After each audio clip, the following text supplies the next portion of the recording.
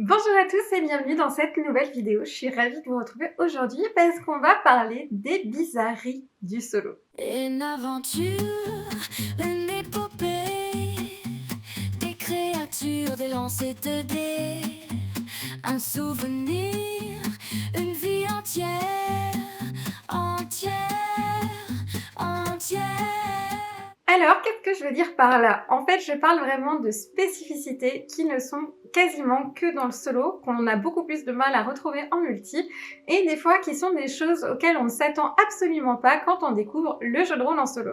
Et pour commencer, la toute première chose qui peut peut-être vous frapper et qu'on a beaucoup eu en retour sur la communauté, et bien c'est la solitude. Et alors là, je ne parle pas de la solitude de vous en tant qu'humain, dans le sens où vous êtes en train de jouer solo et vous n'êtes pas avec vos copains. C'est pas du tout cette solitude-là, c'est vraiment la solitude de votre personnage.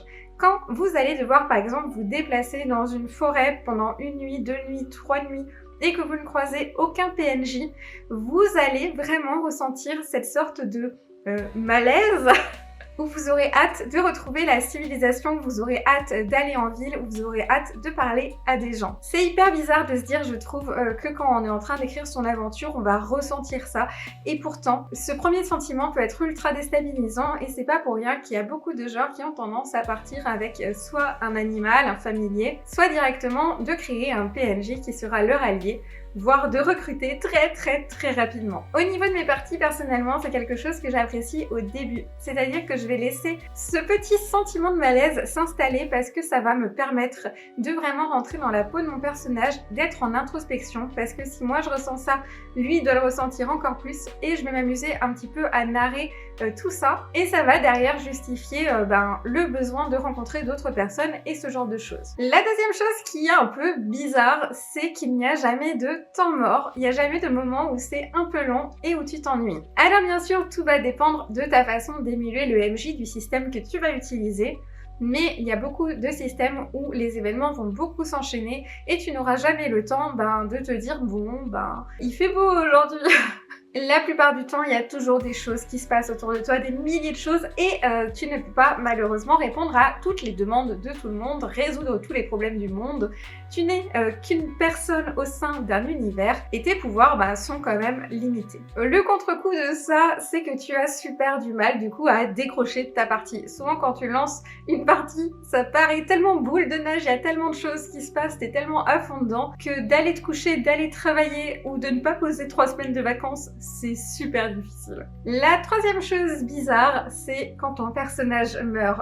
Je sais que quand tu es à une table en multi, et bien sûr ton personnage meurt, c'est quand même un déchirement, tu étais attaché à lui, tu l'as joué pendant longtemps, mais j'ai l'impression qu'en solo c'est encore décuplé, déjà parce que la mort de ton personnage signifie la fin de ta partie, normalement, à moins que tu triches, t'as le droit de tricher. Mais le principe du jeu de rôle est quand même qu'il y a un certain degré de réalisme, c'est-à-dire que tu ne vas pas comme dans un film réussir à tuer le méchant sur un coup de bol avec pile un autre gentil qui va arriver au bon moment pour te donner l'arme secrète.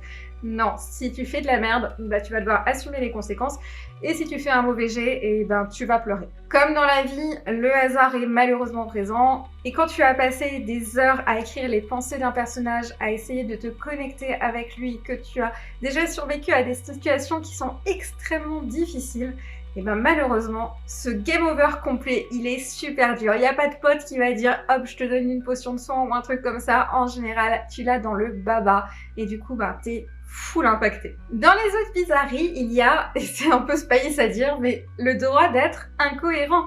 Et oui, en multi, tu vas avoir tendance à essayer toujours de faire des choses qui soient logiques pour tes joueurs, que tout se connecte bien, etc. D'ailleurs, il y a plein de joueurs qui s'amusent un peu à chercher les incohérences, c'est pas cool, faites pas ça. Mais en solo, tu n'as de compte à rendre à personne. Et du coup, si tu décides que d'un coup, le soleil qui était jaune, il devient bleu parce qu'en fait, tu as une idée en tête, qu'il y a quelque chose qui t'amuse, tu peux le faire et tu n'as pas à justifier. Ça, c'est hyper difficile au début parce qu'il y a un vrai lâcher-prise à avoir, qui est que la cohérence n'est pas importante du tout s'il y a du plaisir de jeu. Et tout ce qui est cohérent, ça peut venir de différentes choses. Genre, pourquoi est-ce que ton PNJ, il est dans cette situation quand tu lances ta partie? Pourquoi est-ce qu'il s'entend avec ce PNJ-là? S'il y a des trucs que tu n'arrives pas à justifier, mais que tu as envie que ce soit comme ça, tu le fais et ça ça marche très bien. Dans ma partie du Monde des Ténèbres où je joue plusieurs personnages différents du Monde des Ténèbres mais sur la même map, obligatoirement il y a un moment ou un autre où je vais avoir des incohérences. On me demande beaucoup mais comment tu vas faire, ça va pas exactement matcher par rapport aux dates, mais YOLO en fait, je m'en fiche, je m'amuse et s'il y a des trucs qui coiquent un peu, et ben on fera tous semblant de ne pas l'avoir vu. La cinquième chose, et là je pense que c'est une de mes préférées, c'est le fait que l'histoire ne soit pas du tout écrite à l'avance puisqu'elle se génère et se connecte avec les choses précédentes au fur et à mesure, et du coup tu n'as jamais à te forcer à quoi que ce soit. Imaginons que tu croises dans la rue une petite fille qui a les yeux noirs, elle fait très peur, elle est peut-être ensorcelée ou quelque chose. Si tu es en multi, il va quand même falloir que tu t'en occupes. Si logiquement tu la croises et qu'on te dit que tu viens de la croiser, c'est que ton MJ a sûrement prévu quelque chose et en gros il te tend la perche pour que tu puisses te lancer dans cette quête-là ou cette aventure. Et toi tu vas y aller parce que c'est normal, enfin un minimum de respect pour l'aventure que les gens préparent. Mais quand tu es en solo, tu ne sais pas ce qui va avoir un impact.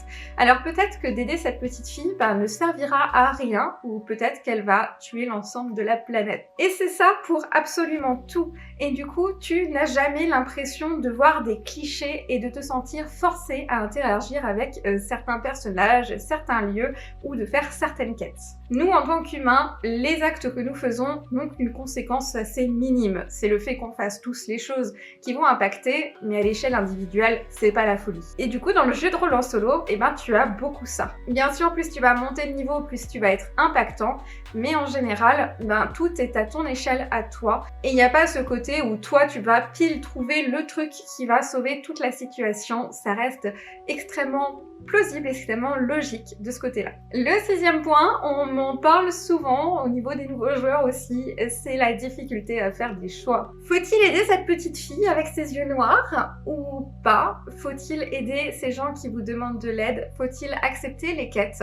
Comment réagir quand un méchant vous parle mal mais que vous n'avez plus que 2 points de vie? Ou encore, comment rentrer dans ce musée pour voler la pièce tant convoitée? En solo, toutes les décisions sont très difficiles à prendre et vont vous demander beaucoup plus de temps qu'en multi. Quand on est plusieurs à une table, en général, on va pouvoir papoter à plusieurs et au final faire du brainstorming, des rebonds d'idées et surtout partager les conséquences de ses choix. En solo, un choix peut être mortel. Une mauvaise décision, un plan complètement pourri peut mettre fin à votre campagne. Et c'est pour ça, du coup, bien sûr, que vous allez ressentir une énorme pression et vous allez devoir tout le temps tout choisir. Ça va être dur, comme dans la vie, mais en accéléré. Moi, personnellement, c'est quelque chose que j'adore et j'ai tendance parfois à me prendre une demi-heure, une heure, une demi-journée, voire une semaine. Des fois, je bloque parce que je n'arrive pas à me décider, mais c'est aussi le plaisir du jeu de rôle en solo.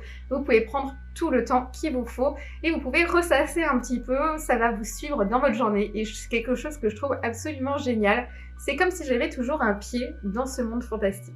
Le numéro 7 est un peu commun et pas tant que ça, c'est la connexion avec les PNJ. Quand vous êtes en multi, votre MJ aura souvent le grand pouvoir de vous faire vous attacher à 1, 2, 3 PNJ en leur donnant des particularités, en les rendant gentils ou utiles ou en les rendant très rigolos. Et en JDR solo, on va s'attacher à beaucoup plus de PNJ parce qu'on va souvent recroiser les mêmes, c'est assez plausible de ce côté-là. Et aussi parce que ça rebondit avec le point numéro 1 qui était la solitude et vous allez vouloir socialiser assez rapidement. Le fait d'être complètement immergé dans votre campagne va faire que vous allez encore plus visualiser les PNJ, travailler sur leur caractère, sur leur façon de vous répondre, sur leurs émotions et du coup obligatoirement ça va vous toucher profondément et il y en a énormément que vous n'oublierez jamais. D'ailleurs, dites-moi en commentaire s'il y a un PNJ en solo qui vous a marqué comme ça et auquel vous pensez de temps à autre. Le 8e point se connecte avec le précédent, c'est les sentiments qui sont décuplés.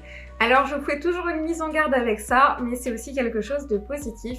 Le fait de pouvoir vous pencher sur votre personnage, sur ce qu'il ressent, pourquoi il prend certaines décisions, pourquoi il a peur, pourquoi est-ce qu'il veut aller à tel endroit, et tout ça, ça va vous faire une immersion qui est vraiment très forte.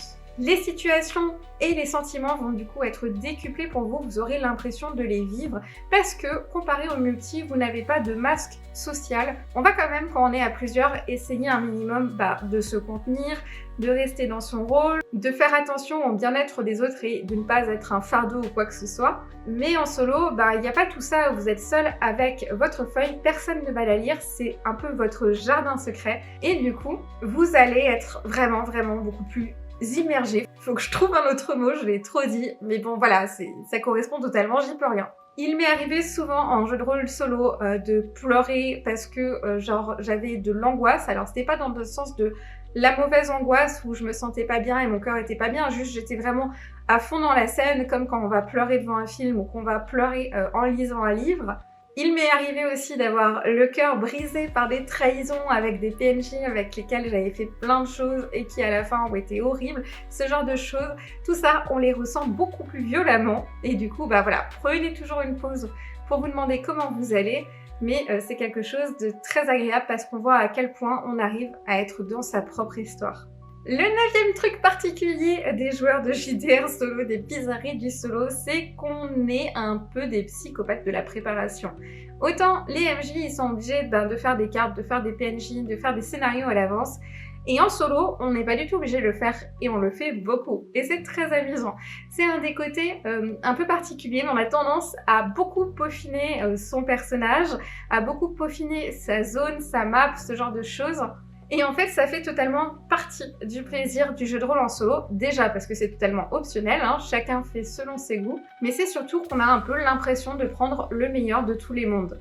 On prend d'un côté la côté préparation du MJ où on s'amuse, on va pouvoir mettre des détails, on va penser à des choses, on a de l'autre le côté joueur, où on va se mettre à fond dans notre perso, beaucoup le travailler, puis pouvoir jouer. Et surtout, on va pouvoir apprécier le fruit de notre travail. Parce que si vous avez passé du temps à créer une map, où vous avez mis plein de petits détails, ici je vais mettre une caverne, et dedans il y a des trucs qui brillent et des choses comme ça, et vu que c'est vous qui allez jouer avec votre carte, vous allez voir tous les efforts que vous avez fait et vous serez heureux de jouer à l'intérieur. Du coup, la récompense elle est double parce que vous avez un terrain de jeu qui vous correspond à 100% et en plus vous êtes super fiers de vous et de l'implication que vous avez mis pour votre partie. Le 10e point des bizarreries des joueurs solo, c'est qu'on aime bien jouer des scènes super banales. Voilà, il y a beaucoup de choses qu'on va faire en solo qu'on fait pas en multi, comme manger, aller aux toilettes, prendre le temps de regarder le décor autour de soi, prendre le temps de décrire ce qu'on fait en marchant dans une ville. On va souvent avoir peu d'ellipses ou alors des ellipses assez what the fuck à des moments parce que juste on se dit là ça m'ennuie alors je me permets de zapper. Mais en gros il y a plein de petites choses du quotidien qu'on va faire avec notre personnage. Les conversations peuvent parfois durer des heures entre deux PNJ comme ce serait normalement le cas. Beaucoup de joueurs vont pousser aussi la gestion beaucoup plus loin, comme de ramasser des herbes pour faire des potions ou ce genre de choses. J'ai un peu envie de dire qu'en JDR solo, on est souvent un peu slow life. On prend le temps de profiter à fond de l'univers dans lequel on est. Alors dites-moi en commentaire si vous vous êtes retrouvés en tant que joueur solo dans ces points-là. Si vous avez pensé à d'autres bizarreries auxquelles je n'ai pas pensé. Dans tous les cas, j'étais bien contente de partager un peu cette discussion et ces réflexions personnelles sur le jeu de rôle en solo avec vous. J'espère que ça vous a amusé. On se voit bientôt dans une nouvelle vidéo et en attendant que votre aventure soit épique.